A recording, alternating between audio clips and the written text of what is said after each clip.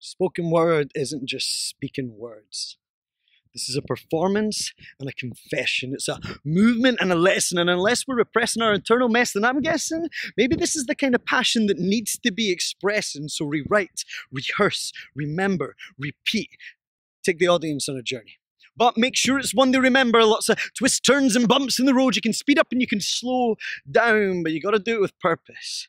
You got to do it with practice. You got to do it so that no one gets hurt. Why did you breathe just there? Why did your left arm just move? And how does this line make the next line better? Rewrite, rehearse, remember, repeat. Every poem is a structure.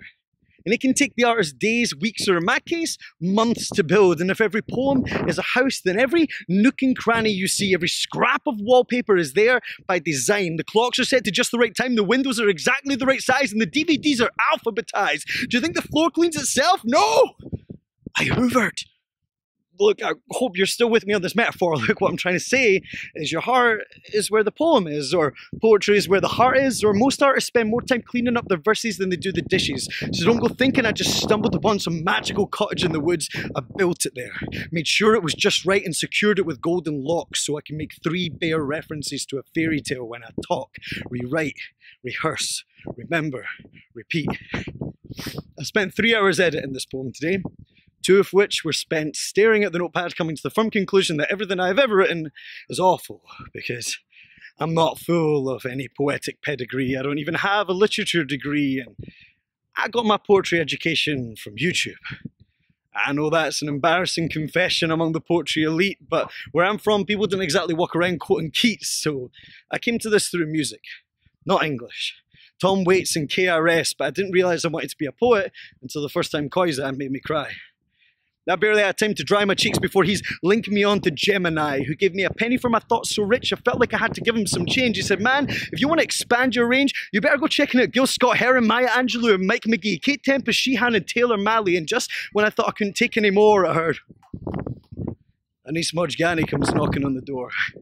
He said everything I'd already said, except 10 times better with 10 fewer letters. So I asked him how to edit. He said, man, you just got to keep cutting back and forth until the porcelain breaks. So these days, I try to make as many mistakes as I do corrections.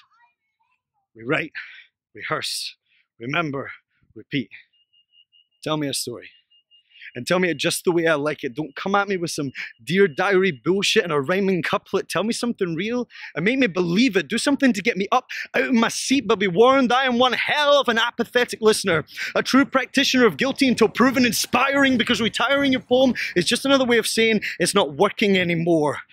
Sometimes the most beautiful line can get left on the cutting room floor because the supporting cast just couldn't do her justice.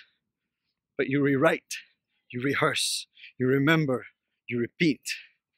And if you still think spoken word is just speaking words, then I say you should probably get yourself down to the local poetry night and have a listen to some of the things that I've heard.